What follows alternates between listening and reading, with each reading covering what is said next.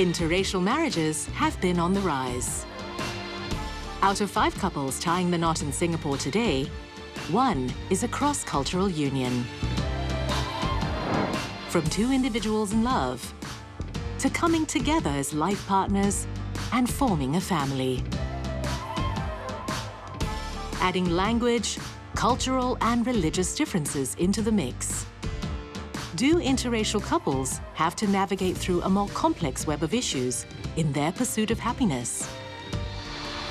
Because my English no good. Chinese don't know.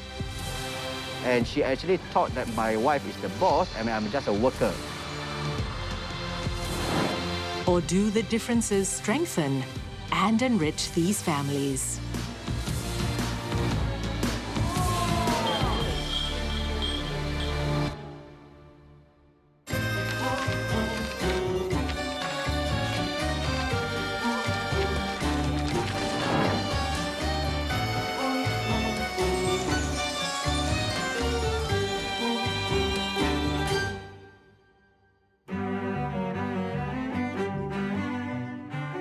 I'm Liu Thai Ker. I'm Gretchen Liu. We've been married. You say it, and we've been... No, you say it. I'm Liu Thai Ker. I'm Gretchen Liu, and we've been married 37 years. We've been married since 12 October 2015, so that's 6 years. 6 long and beautiful years. Yes, it's beautiful, isn't it? We have been married for 55 years. I'm Bernie. Hi, I'm Z. We've been together for 23 years. We've been together for 4 years. Married for 2. Happy for 1. What? First year. Oh. Thank you. Hi, my name is Yakub Hussein. Konnichiwa, Soeda Keiko desu. And we've been married for 24 years. I'm Diana. I'm Asri. We have been together for 17 years. And married for 12 years.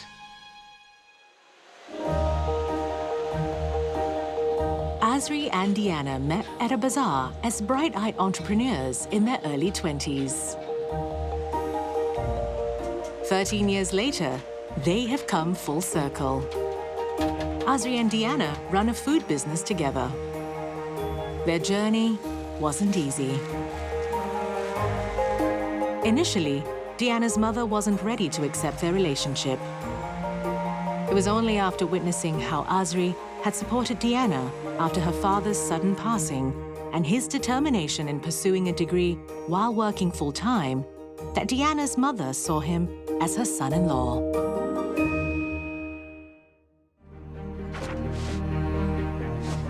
Yet as Deanna handed out wedding invitations to her relatives, she received a shock from her auntie.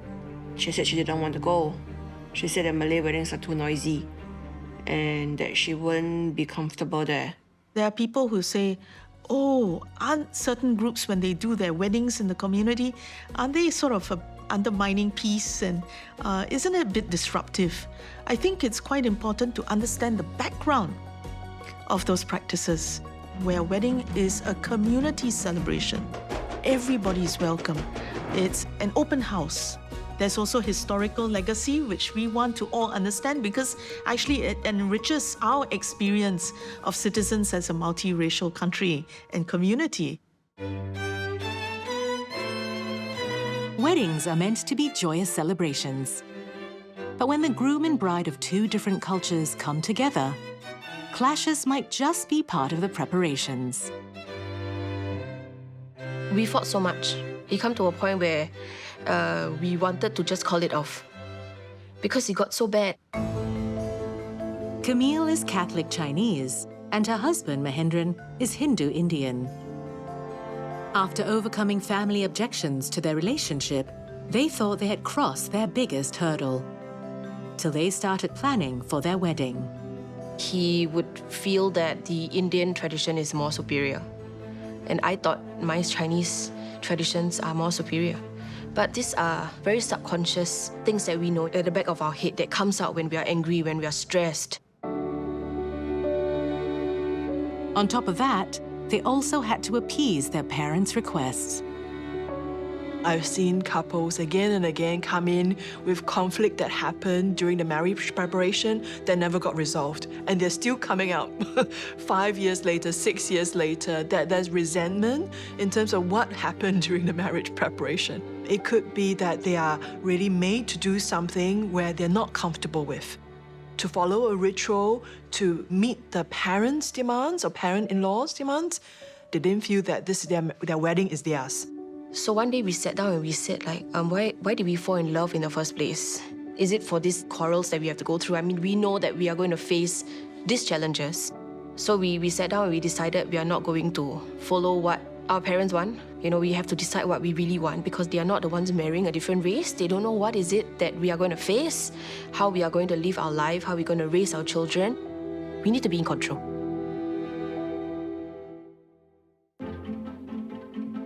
"24 years ago, Keiko and Jakob had quite a unique wedding experience of their own. But the fact that they got married at all is the real achievement. Because when Jakob first asked Keiko's parents for their blessing, he had the door shut in his face. Literally. Still, he pushed on with wedding arrangements, confident that his future in-laws would come round. The big day was set, Saturday, 15th March 1997. On the Thursday leading up to the event, an unexpected phone call came in.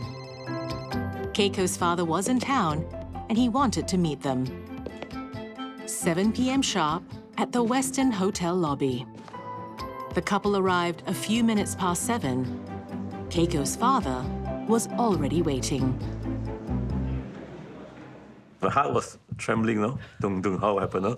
He looked straight and he said, "Hi, Jakob-san, how are you? Long time no see." I said, "Yeah, I'm fine." I said, he looked at me straight. He said that the whole family was not in favor for the wedding. Yeah, my daughter's love for you was so strong. He said, "We have no choice but to accept the wedding."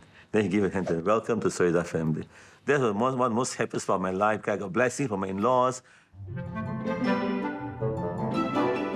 Keiko's mother and brothers flew into Singapore the very next day, just in time for the couple's solemnization.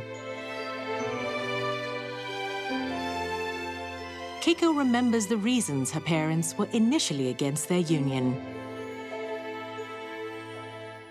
They don't want me particularly to go out with a foreigner. It's not who he is or what he is. It's just Japanese or foreigner. It's that kind of mentality. For us Japanese, it wasn't like, oh, he's a Christian or he's a Muslim or, you know, you don't have that kind of first thoughts on a person when you see it.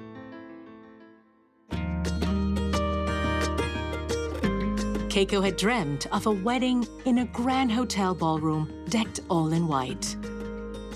The reality couldn't be further away. Okay, the void deck. That was a culture shock. But actually, because he was a hotelier, he says, don't worry. The ambiance, I'll make it fully like a hotel.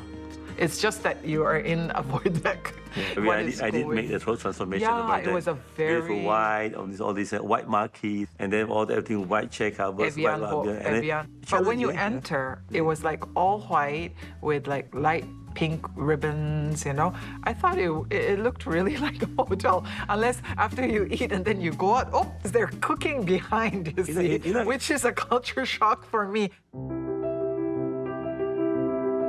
The void deck's transformation wasn't the only highlight. The couple added another personal touch to the celebration, a flower exchange.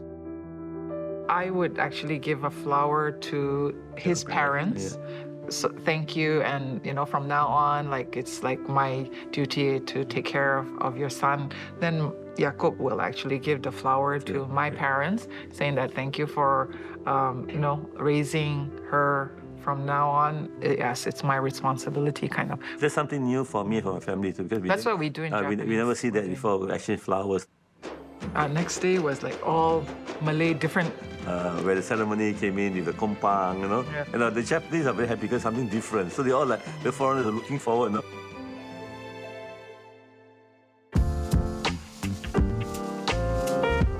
When Daryl and Hema got married in 2016, the couple turned their wedding preparations into quite an adventure, adding their love of travel into the mix.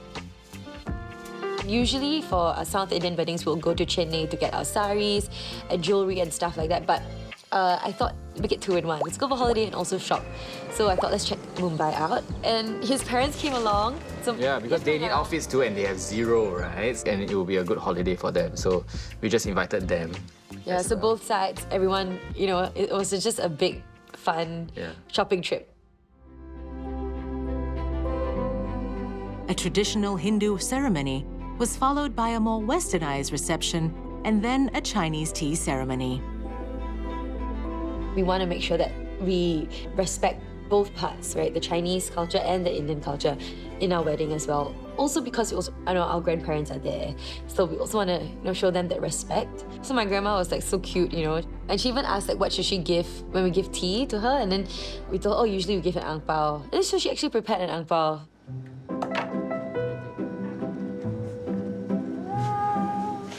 To have more control of their time and to do something on their own terms, Daryl and Hema started a floral business. Yeah, okay. It's dramatic. It's dramatic. You want to check the room? It wasn't long before they noticed a growing number of mixed couples among their clientele. We can actually tell them like, oh, so this is what you could wear for your sari. This bouquet could also match your cheongsam in the morning, because that's something they didn't think about. Because we went through that, I needed the bouquet to have match my cheongsam as well as my gown. So it helps them, it gives them like perspective. Camille's experience with her wedding preparation motivated her and her husband, Mahendran, to start Interracial Family Singapore to help other couples like themselves, offering support and guidance. They organized the first Interracial Family Day in 2019, with 93 families in attendance. For the first time, you actually see mixed children just running, seeing their own friends, or they are not even friends, they're people that they don't know, but they can sense that they are similar. And they just hang out, and then the parents are just sitting at a cafe and talking to each other, making friends. It was a very nice thing to see because it's not something that we see outside. When I bring my children out, I get very wary of how people look at them, like trying to wonder what kind of family is this? What is your racial ethnicity? That was the day that my son came back to me and he said that he really enjoyed himself. Like he can see that he's not the only one. There were many friends around him that is just like him.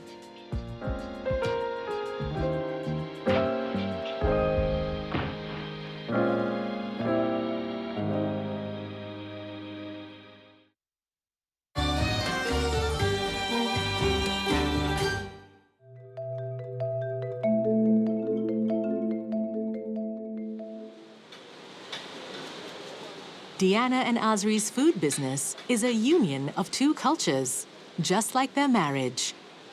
It also started out of necessity.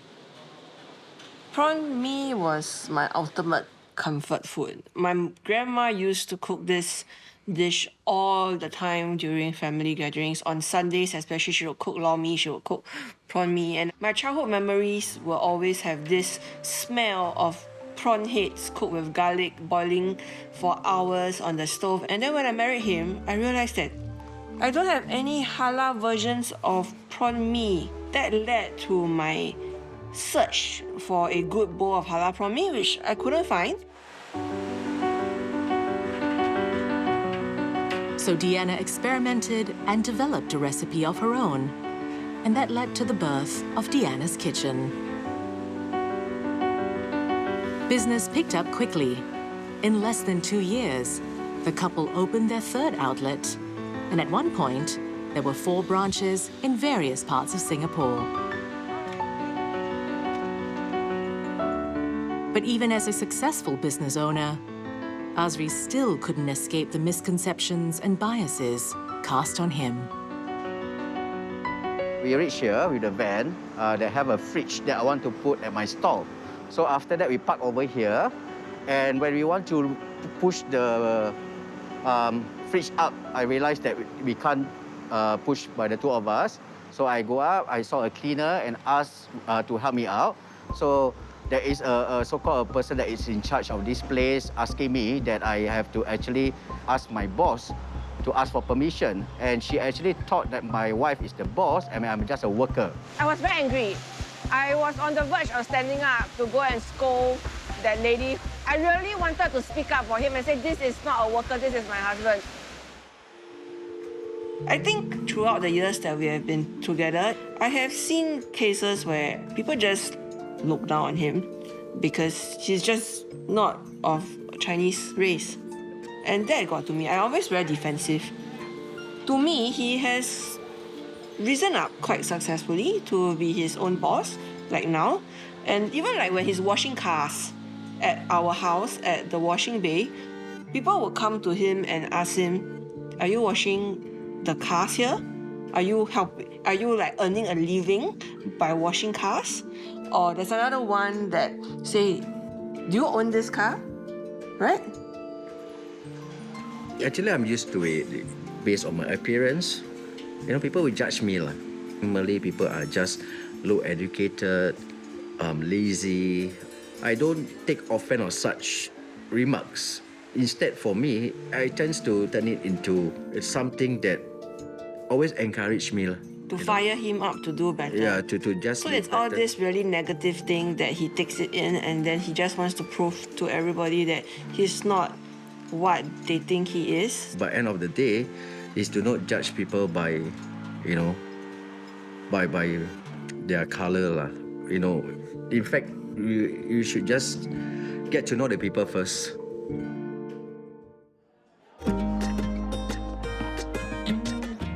Cherie made the news lately. In February 2021, she donated part of her liver to a complete stranger. A 17-month-old baby girl diagnosed with a rare liver condition. The baby's parents pleaded for donors on Facebook when doctors gave her just 6 months to live. I just thought, oh, I have a liver. She needs a liver. So then I just got in touch with the transplant coordinator, and they just did all the procedure, the testing and everything, and they decided that I was a good fit. So they said, hey, do you want to do it? And I was like, yes, let's go for it. Yeah. Cherie's mind was focused solely on helping the child who otherwise might not live to see her 3rd birthday, leaving all the worrying to her husband, Matthew. I didn't sleep for like 4 days before the surgery. Yeah, so he did all the research and like how and all the side effects and all that. And I was just like, oh, it's just a surgery. It's no big deal. And he's like, no, it's a big deal. So I think we make a good team. The surgery was a success, and both donor and recipient received a clean bill of health. What wasn't expected were the netizens' reactions when Cherie's story broke. And it was a picture of the both of us in the hospital ward. People kind of missed the point of the whole news report, and they just zoomed in on the fact that he's Caucasian and I'm Asian. They say really rude things like, oh, like Ang Mo people just coming to like take all the Asian girls. It's not like every single comment or majority of the comments were about that, but the ones that were, quite frankly, very disgusting, like questioning Cherie's motives on donating a liver to a stranger, basically telling her that she was doing this for fame or doing this, you know, to be popular. Yeah, either that or mocking her for being married to a white person. Or they would say things like, oh, she married an Ang Mo guy. Of course she did. Like, that's all local girls do. And the ones that are directed to me are more of the anger of, oh, look at this white person coming to Singapore and marry a woman or take our jobs. There are infractions, unhappiness that is sort of recorded and circulated online. And then the question is, are we acting on stereotypes? Have we caricatured different people? And I think the antidote would be a couple of things. First, to fall back on thinking about whether in the past our experience of working with people across races, across different religions has really been that unhappy. And that's not the case as we've seen in our surveys. The second is to actually create far more platforms for people who are of diverse racial backgrounds, religious backgrounds, to work together, to have exposure, to interact, and see that there's actually more commonalities among you than difference. Little did the keyboard warriors know, Matthew's family moved to Singapore when he was 6. He spent his childhood in neighborhood schools and then Polytechnic. Matthew is so much a Singaporean that his Singlish became an issue when he was hired as an e-games commentator. When I first moved out of Singapore to work in Australia for the very first time, I was living with my boss for the first few weeks before I found an apartment. And I was playing video games in the living room, and his fiancée walked through the door, and all she could hear was me yelling through the computer at my friends from Singapore. And she just walks straight into the living room and sits down next to my boss at the time and goes, "Did you know that your new employee is incredibly racist? He's making fun of Asian people." And then from there, they had to send me for speech therapy and training lessons to make sure I wasn't offending people. Over the past decade, 1 in 3 marriages in Singapore involved a transnational couple. This trend reflects the society's willingness to embrace diversity. But marrying someone from a different country comes with its own set of challenges.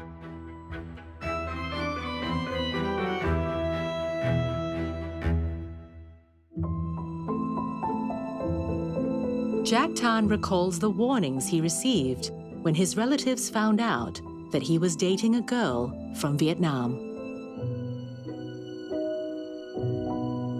They asked whether how long you know her, and do you know about her family, how is the family like, then whether they are asking anything. The widely publicized scams involving Vietnamese women had cast such a bad light on the community. It seemed like all the Vietnamese women were romance scammers. Because I have seen the family and know her for quite some time, she's not this type of person.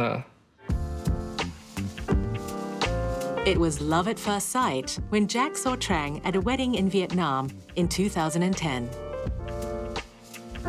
After sustaining their long-distance relationship with occasional budget airline flights and prepaid international calling cards for a year, the couple decided to tie the knot. Trang had a loving husband and caring in-laws. But navigating through her first years in Singapore was like walking on eggshells. Because my English no good, Chinese don't know, and it's starting from everything new for me. Like the family don't understand. Go outside talk, people don't understand. It was also the disparaging things she heard people say about Vietnamese women, even from her husband's extended family. Some say some girl married here, then after that cheated the husband, take the money away.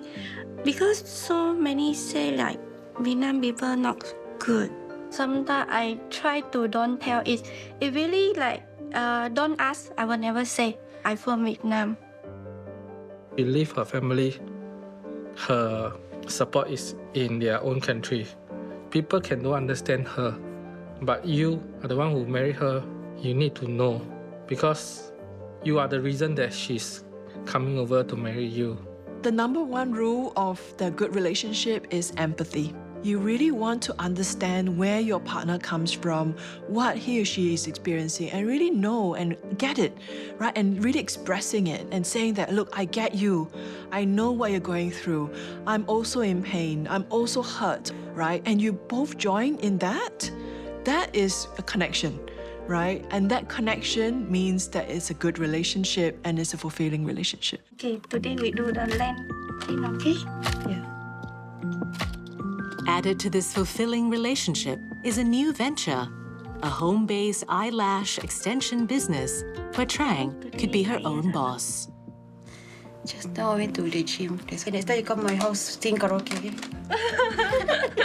Can. The new venture has opened a door to a different world for Trang. I feel happy because can work, can earn money, can talking to customer. And at every step, her biggest cheerleader is always by her side.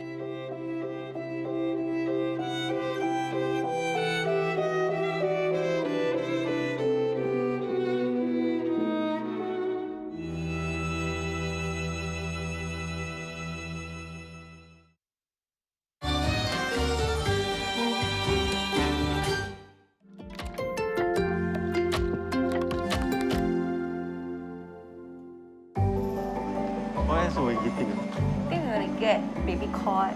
Sterilizer as well? I think so. Yasser and Sheila's relationship hit a road bump after their engagement. Sheila felt Yasser was being too pushy with her adoption of the Islamic faith and lifestyle. But Yasser felt Sheila wasn't trying hard enough. After taking a 3-month cooling-off period, Yasser and Sheila realized that they couldn't live without each other and learned to accept each other's flaws. They got married in 2021, and soon they'll be welcoming a new member into their family. Okay, we try to lift up. We're gonna raise him also as a Muslim. You know, his second language will also be Malay instead of Chinese. But I also want him to learn a bit of Chinese. Like, not to forget their... Like my family root. Yes. Yeah. He's gonna have 2 occasions, which Two is festive. 2 festive occasions, which is Chinese New New Year Year. and Hari Raya.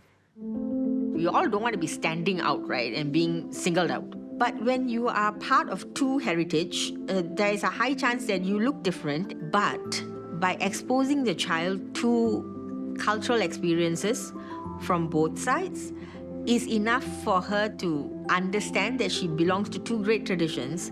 And when I am in an Indian event, I can feel Indian and be part of that the same way I can be in a Chinese event. That means my self-identity is quite centered. When a negative thing happens in school, I can still process it because my self-identity is clear. With interracial marriages on the rise, the future generations of Singaporeans will embody far more diverse lineages. Ideas about race and racial identity would become much more complex. In the meantime, racial harmony can't be taken for granted. It requires constant nurturing and protection.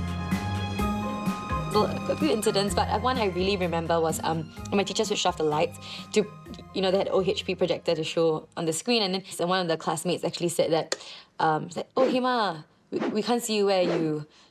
And all my classmates laughed, and I just laughed along, but actually I was really hurt inside, but I didn't know what to do, right?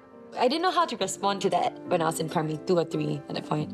Because skin color is a very visible part of myself as an Indian, right? Me having brown skin.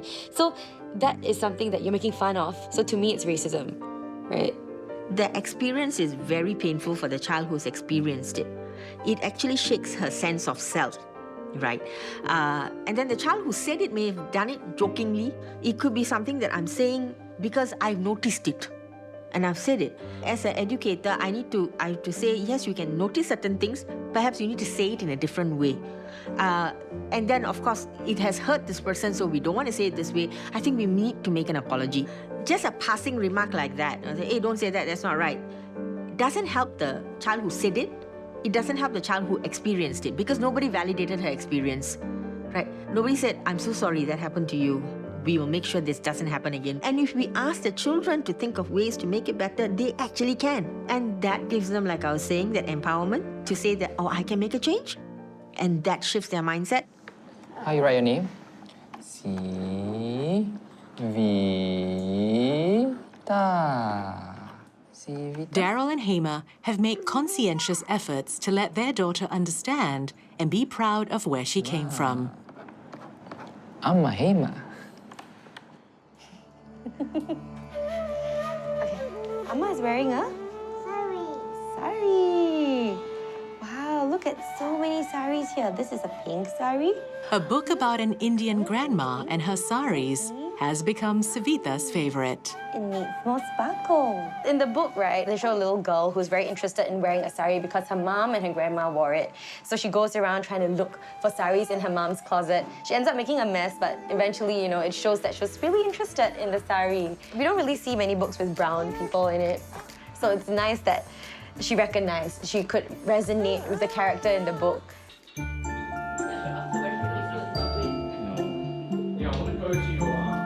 Gretchen Liu and Thai Ker also gave their children a multicultural upbringing.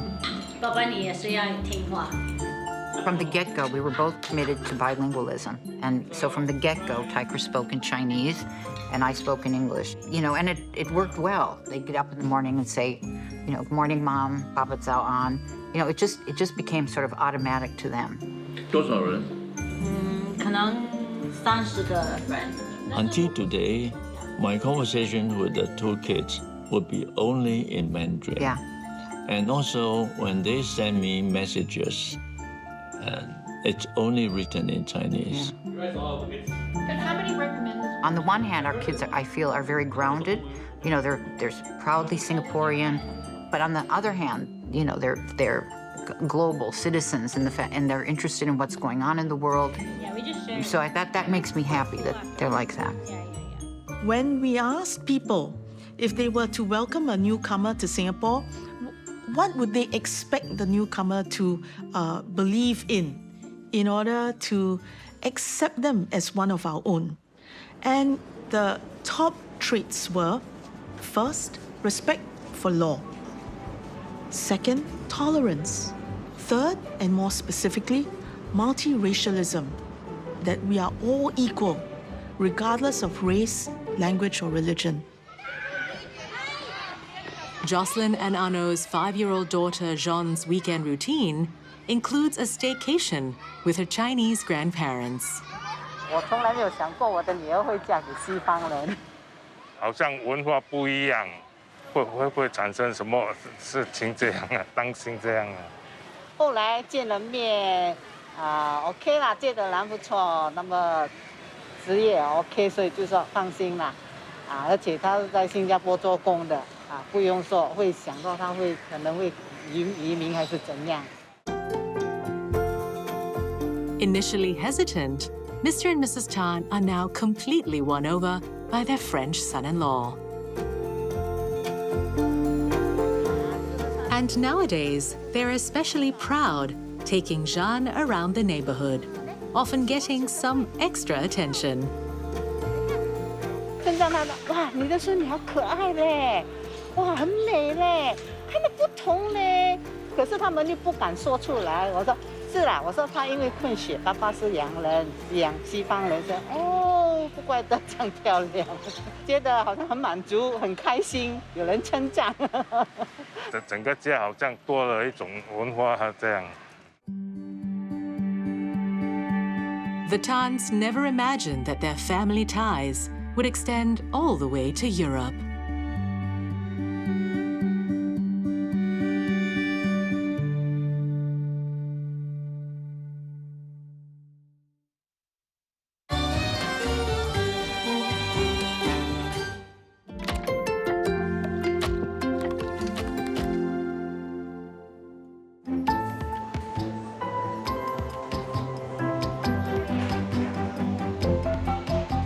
This husband and wife team, Bernie and Z, are probably most well known for their food business, Botak Jones. Thanks for coming. I wanted to have an east-west thing.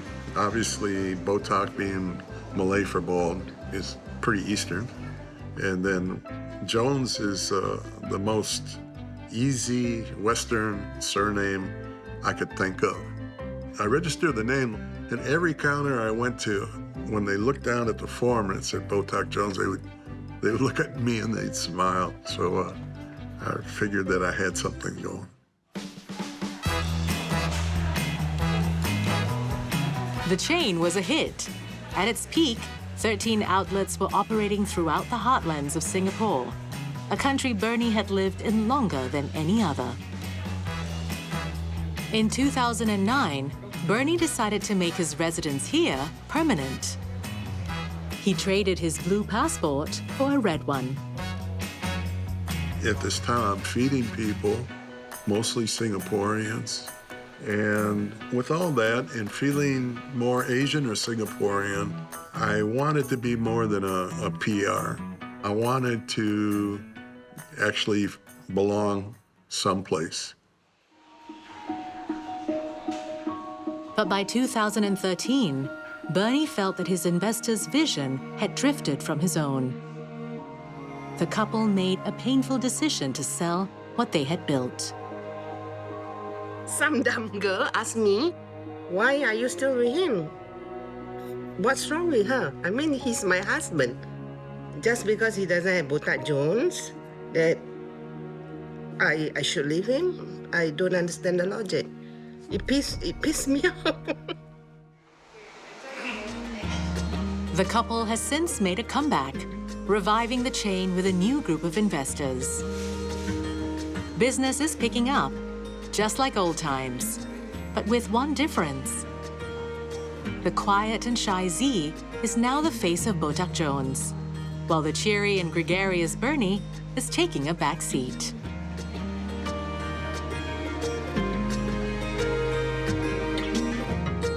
Over the past few years, Bernie has faced some health issues. He now relies on a motorized scooter to get around. Z is the constant by his side.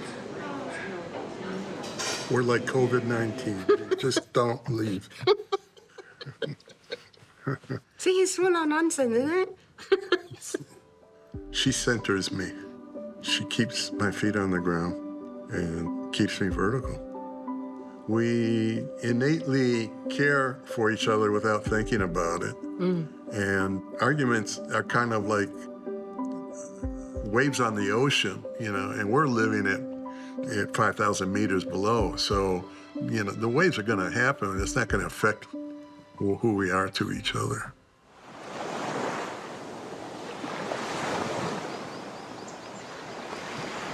Jamie is coming today. Okay. Yeah, he wants to spend the afternoon with us, so I better make sure I charge the phone battery. That's what he wants to come for. Don't tell his mommy. Yeah. Oh dear. Secret is out, Koyo. You cannot, You must pretend. See Kunalan and Yongyin still call each other the nickname they gave each other when they first met. Koyok, the medical plaster that sticks onto one's skin so tightly that it hurts to peel off. After more than 50 years, 3 daughters and 3 grandchildren later, they remain as each other's koyok. As in everything in life, they are a team together. They're always cooperating and they have each other's back and they support one another. Sometimes they argue, but generally my father will give way to my mother. Yes.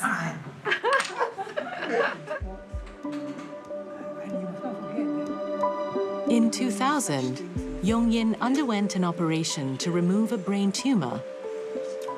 Ever since then, she could only hear in one ear. See Kunalan makes sure that he's always on her left side. We must not forget that it's sport that we met. They met on the track team in the early 1960s and have remained a team in life. Everything we do together as a couple. So, I don't know whether it's boring or not, but somehow or other, we know what each other is doing. And we know we are in tune and we are interested and all that. So I think that is a very, very important part of marriage. One secret is we must keep talking to each other. to actually share some of the problems that the Japanese do face. Drawing on her own marriage and religious conversion experience, Keiko started the Sakura Club to support fellow Japanese Muslim converts. Where to get halal Japanese food is a popular discussion for the adults. And for the kids, fun traditional Japanese games that come with attractive prizes.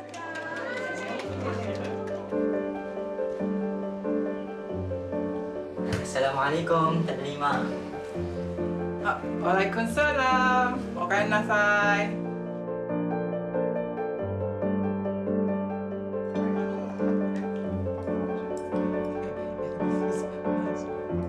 On the home front, Keiko and Jakob have also nurtured a loving home for their 3 children, instilling a strong sense of culture from both sides of the family.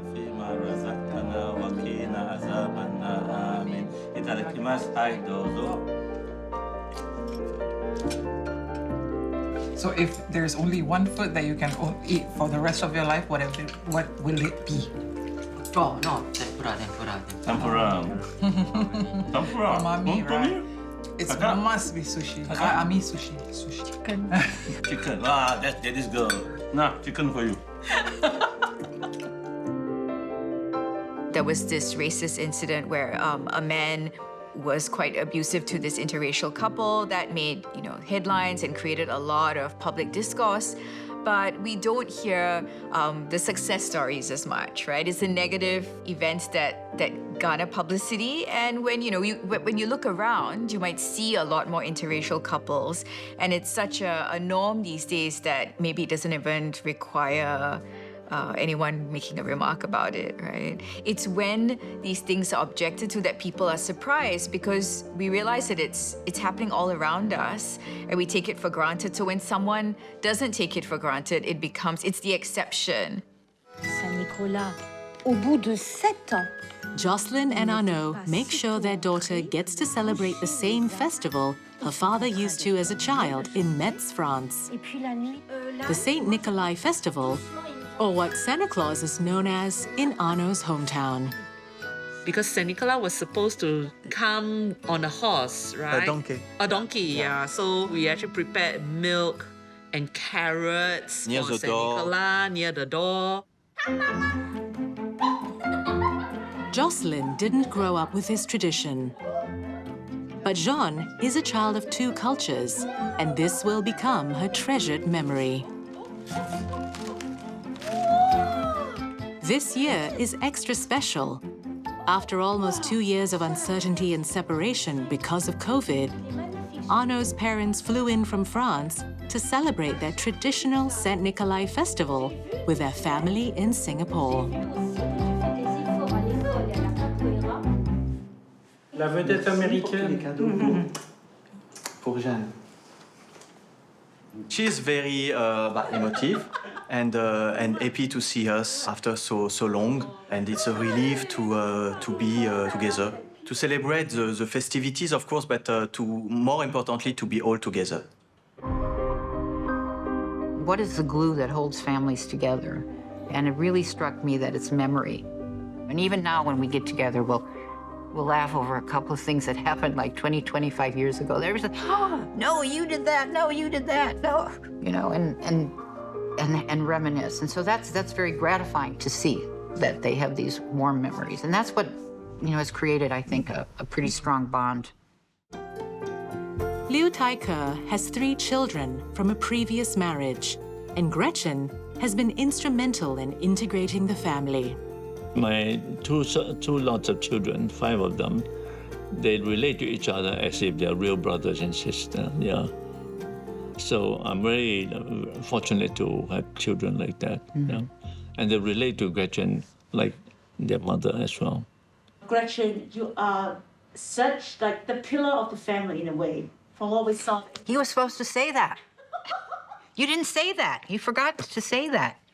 Usually you always tell people that, but you forgot today. I'm the pillar of the family, right?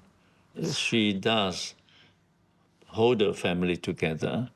Yeah, she's a very good organizer of the family activities and a puller of the family emotion together. Definitely, she's done a very good job.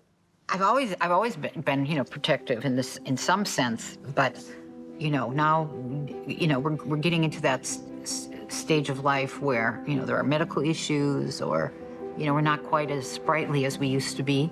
Yeah, so it's just watching out and caring for each other. And that all comes from love. Yes. I'm sure it has a lot to do with that. Yes. The common passion for music and food was what initially brought Jacqueline and Kumaran together on the dating website. Are you going to marinate the chicken later? Yes. But after being together for 8 years, the wedding date remains elusive. In fear of hostility and rejection, Kumaran has never met Jacqueline's father till a week ago. Say that you're very shy that day. Then I say, yeah, you're very shy lah. Then she say, you're dark skin. Then I say, hello, you Indian what? What do you expect? Right. She sounds like she's supportive lah. I mean, all the time we have no contact with him. So we don't know what he feels, but we just think that he might not. Here again, I'm not very close to my dad. That's why I didn't talk to him about it as much. Because he's trying his best to connect with me, and it felt good lah. Because he said that he wants to be in an environment where he can talk to me. I think after Chinese New Year, I might ask him. Ask him if he can get married. They too will soon become partners in life.